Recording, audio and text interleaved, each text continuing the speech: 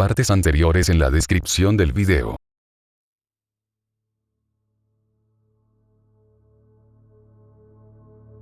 La tarde estaba tranquila. A pesar de las fricciones recientes, la vecindad y sus vecinos se mostraban más apacibles de lo habitual. El chavo, con la panza gruñendo, tomó la decisión de recolectar botellas vacías para vendérselas al señor de la esquina. En medio de su búsqueda se topó con Kiko en el primer patio. El niño jugaba con su avión, haciendo ruidos y dándole vueltas en el aire. El chavo dudó al principio, pero se armó de valor y decidió acercarse. Hola Kiko, ¿cómo estás? ¿Qué hubo, chavo? Yo estoy muy bien, gracias. Oye Kiko, ¿de casualidad no estás enojado conmigo? No chavo, para nada. ¿Por qué lo preguntas? Ah, es que yo pensé que el escobazo de esta mañana te había dejado lastimado en serio. Como te vi salir corriendo para llorar a tu pared, y luego tu mamá llegó preguntando, pues me asusté y no pude disculparme. Ah, sí, ya me acordé. No te preocupes chavo, somos amigos, y los amigos a veces pelean. Todo es cuestión de saber perdonar. El chavo se sorprendió por tal respuesta, sin embargo continuó. ¿En serio? Pues qué bien, la verdad. Te prometo no volverlo a hacer, esa vez fue sin querer queriendo. Bueno, Kiko, no lo vuelvo a hacer, siempre y cuando no te burles de mí llamándome duende de jardín, ni tampoco hongo con patas. No chavo, no te voy a volver a molestar. A fin de cuentas, yo comencé el conflicto, y creo que te debo unas disculpas. Ah, pero eso sí. Que no te vea mi mami, porque ella sí te va a dar unos cuantos por lo del escobazo. Y no creo que yo pueda intervenir por ti, aunque quiera. ¿Conoces bien a mi mamá? El niño asintió. Mientras conversaban, el chavo pensaba en cómo ahora, cada que a Kiko le pasaba algo, doña Florinda preguntaba primero. Las peleas y conflictos con don Ramón seguían de vez en cuando, pero ya no lo cacheteaba por Kiko. Simplemente, a veces don Ramón era como era, y lograba sacar de sus casillas a la doña del 14. Ese recuerdo hizo que el chavo preguntara otra cosa. Oye Kiko, ¿qué pasó con tu pelota? ¿Cuál pelota, chavo? Pues la pelota que dejaste la otra vez en el segundo patio. Ese día que casi se me cae un ladrillo en tu cabeza por accidente. No chavo. Yo nunca he tenido una pelota. Yo solo tengo carritos, cohetes y aviones de juguete, como este. A lo mejor me has confundido con alguien más. El niño de la gorrita verde quiso insistir, pero algo dentro de él lo detuvo. Sí. A lo mejor tienes razón. Bueno, me tengo que ir. Hay unas cuantas botellas que recolectar, y creo saber dónde hay más. Excelente chavo. Que consigas muchas botellas y ahorres mucho, para que tengas esa panza llena toda la semana. El niño agradeció el gesto de Kiko y se llevó su caja fuera de la vecindad. Habían pasado un par de horas. El chavo ya tenía una caja con una cantidad considerable de botellas. Con esfuerzo, logró llevarla hasta el señor de la esquina. El dueño de la tienda lo recibió amablemente y le dio una buena cantidad de dinero por ellas. El chavo le agradeció y, muy contento, estuvo a punto de irse. Pero el hombre lo detuvo. Chico, abriste el sobre que te di hace unos días, ¿verdad? Sí, señor. El niño guardó silencio, por lo que el hombre continuó. No te preocupes. Comprendo que debe ser duro. Alguien tan joven como tú no debería estar pasando por eso. Si no quieres decir nada, lo entiendo. Pero también quiero que sepas que ella me pidió que te entregara todo lo necesario, por lo menos hasta que cumplieras cierta edad. Eso sí. Nunca pensé que se iría para no volver jamás. Y lo mejor que se podía hacer era que supieras toda la verdad. El chavo asintió. Mira hijo. Tengo una cosa más para ti.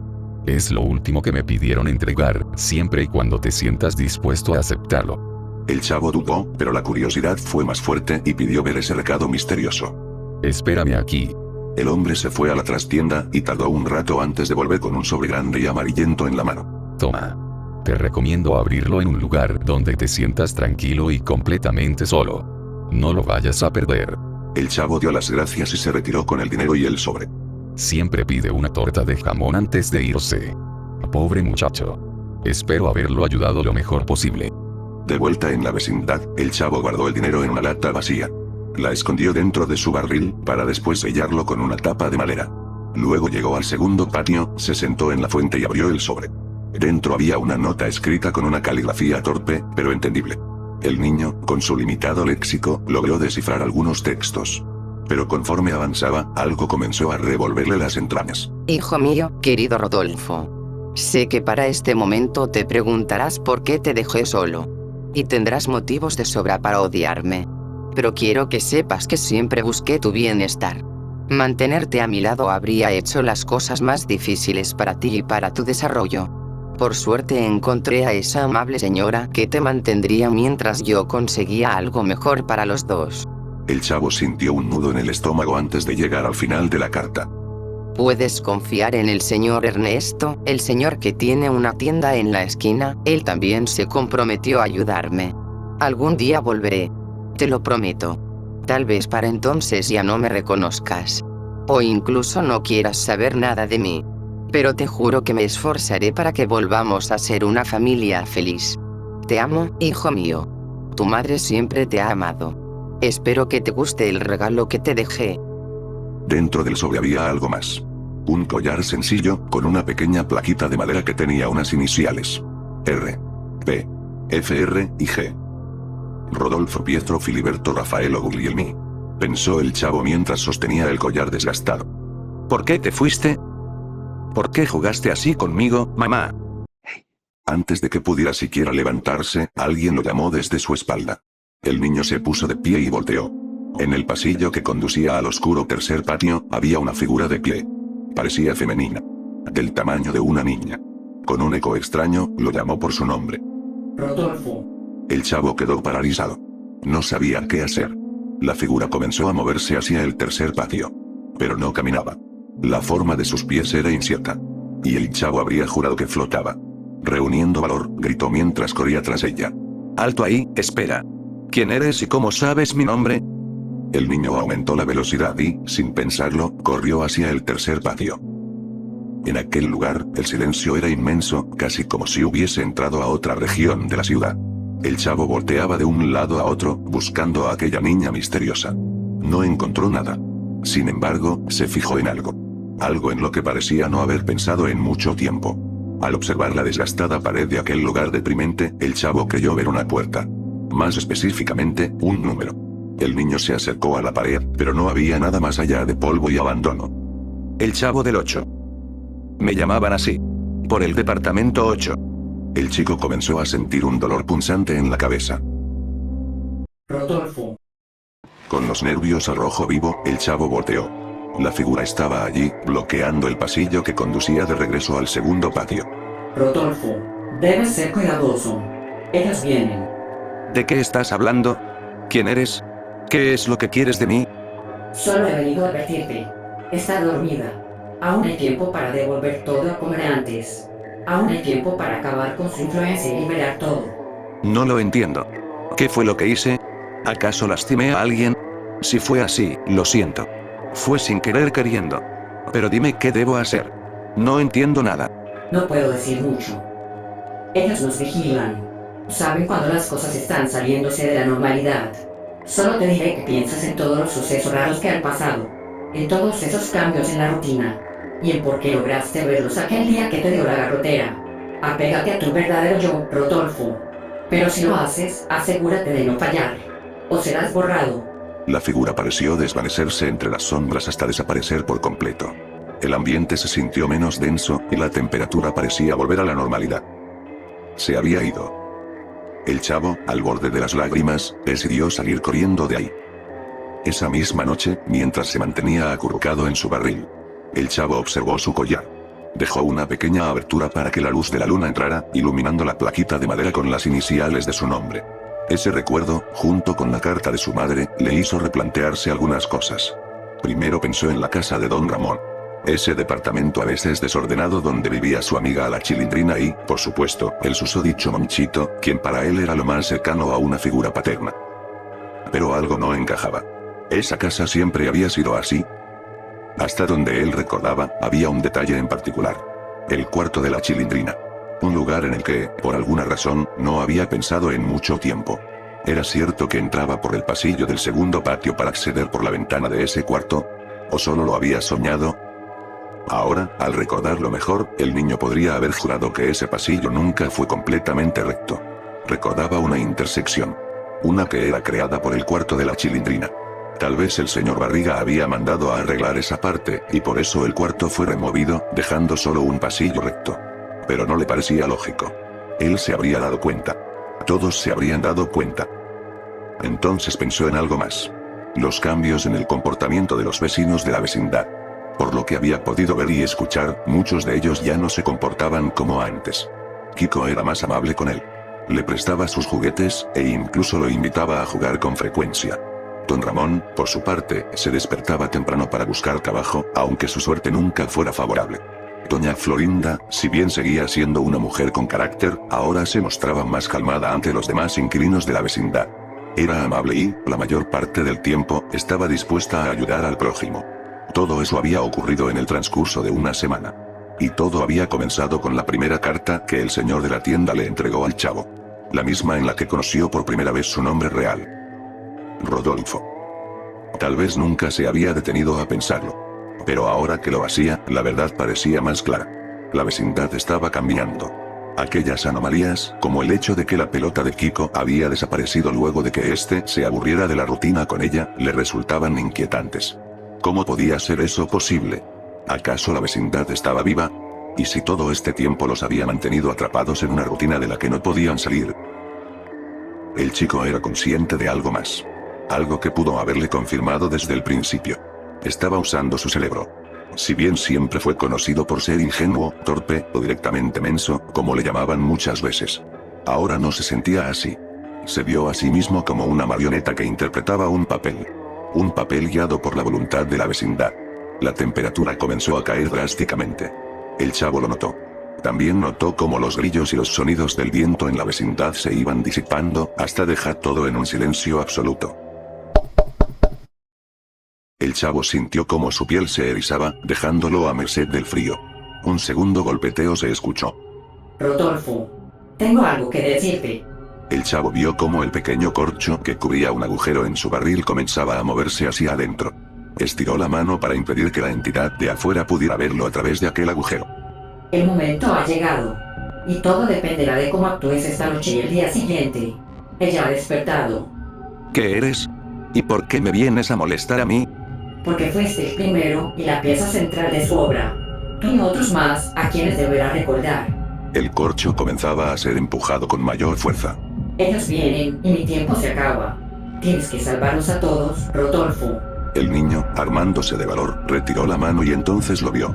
A través del agujero, un ojo infantil se mostró bajo la luz de la luna. Lo miraba fijamente, sin parpadear. Dime quién eres. ¿No me recuerdas? Estuve en clases contigo alguna vez. Mi nombre era Malicha. Malicha. Lo sé, es probable que ni siquiera entiendas, pues ella ha querido que sea así para no romper este juego en el que nos encerró. Pero yo era tu compañera. ¿Qué te pasó? ¿Te moriste? No estoy muerta, pero tampoco viva. He sido borrada, encerrada en sus cimientos por intentar escapar de su realidad. Yo también vi cómo sus monstruos se levantaron del suelo para llevarme a la oscuridad y no volver jamás. Eso es lo que planeé hacer contigo, Rodolfo. No debes permitirlo. Aférrate a tu yo verdadero. Fuiste su obsesión y serás el único capaz de destruirla y liberarnos por fin. Tu conciencia ha permitido que yo me escapara, pero no por mucho. ¿Pero qué debo hacer? Dímelo, por favor. Deberás encontrar a los primigenios, los mismos que iniciaron este ciclo de mentiras y actuaciones forzadas por la voluntad de esta vecindad maldita. Un leve sacudón hizo vibrar el barril. Ellos vienen. Debo irme. Por lo que más quieras, no cedas. No te quedes dormido. No los escuches. Estás por encima, y lo saben. Espera, por favor, Malicha, no puedo hacer esto solo. Si puedes. Eres el único que puede. No dejes de pelear, Rodolfo. El silencio volvió a consumirlo todo. Entonces, el chavo sintió extrañas vibraciones. No se escuchaban pasos, pero sí una onda inquietante que parecía intensificarse, como si algo estuviera acortando la distancia. El chavo se atrincheró en su barril. Cerró con fuerza la tapa de madera y volvió a colocar el corcho en el agujero. Entonces comenzaron los arañazos contra la madera, acompañados de susurros y ecos en lenguas incomprensibles. El chavo concentró toda su voluntad para elaborar palabras entre el caos, mientras aquellas cosas parecían regañarlo por intentar ser algo que la vecindad jamás había permitido. Un dolor punzante atravesaba sus sienes, y los susurros y arañazos se intensificaban, intentando sacarlo del barril. No, ustedes no son nada, solo sombras sin voluntad. Sombras que sirven, pero no gobiernan. Los golpes y vibraciones aumentaban, y el suelo temblaba bajo él, pero el chavo recordó las palabras de Malicha y se aferró con fuerza a su collar. Mi nombre es Rodolfo Pietro Filiberto Raffaello Guglielmi, algo que ninguna sombra puede borrar. No importa cuánto me ataquen, aquí la única que teme el ser destruida es esta vecindad. No quiere ser destruida por un niño huérfano armado solo con un par de corcholatas y una escoba. El chavo soltó una risita nerviosa, antes de que el dolor en sus sienes llegara al límite. Poco a poco los arañazos y vibraciones comenzaron a ceder. Tú, vecindad, tu juego termina hoy. No permitiré que me lleves. Tú y tus sombras no son más que marionetas de alambre, y yo, Rodolfo Pietro Filiberto Raffaello Guglielmi, soy el verdadero titiritero. Con cada palabra, la vecindad pareció estremecerse y un silencio absoluto lo envolvió. Y fue entonces que recordó algo más. El dolor en la cabeza le hizo evocar aquel dolor que sintió la primera vez que don Ramón le dio un santo coscorrón. Eso había ocurrido frente al departamento 14, y la Chilindrina, con un vestido blanco, lo había consolado. Ellos fueron los primeros en recibirlo cuando no tuvo de otra, más que llegar a la vecindad solo, luego de la muerte de la señora que lo cuidaba cuando aún era muy chico. Eso era. Has fallado gravemente, vecindad, me has dado la última pista que necesitaba. Los primigenios, los primeros que formamos parte de tu juego, fuimos la Chilindrina, don Ramón y yo. Un llanto surgió desde la tierra, y los arañazos parecieron ceder por completo. La temperatura se estabilizaba, pero el chavo, o más bien Rodolfo, comprendía que la cosa estaba lejos de terminar. Las presencias parecían alejarse, pues el niño notó cómo esa onda extraña perdía poder. ¿La vecindad había sido herida? Tal vez. Pero en ese momento, el chavo no perdió tiempo y, con cautela, abrió la tapa de su barril. La oscuridad era inmensa, pero parecía que las sombras retrocedían por fin.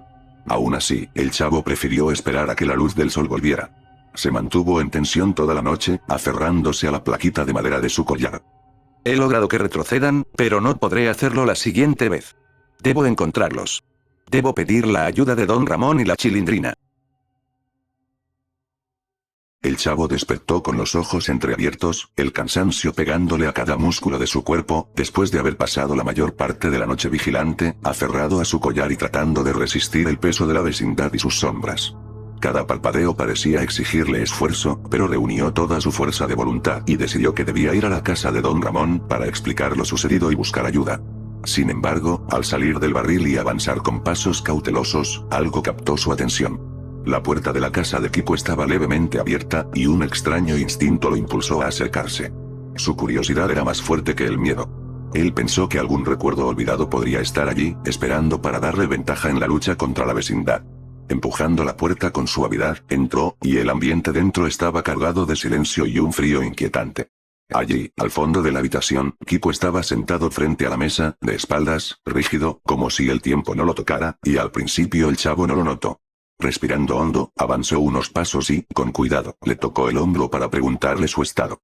En el instante en que sus dedos rozaron la espalda de Kiko, la figura se giró lentamente y el chavo vio algo que le heló la sangre. Kiko no tenía rostro, solo una masa lisa de piel donde deberían estar sus ojos, nariz y boca.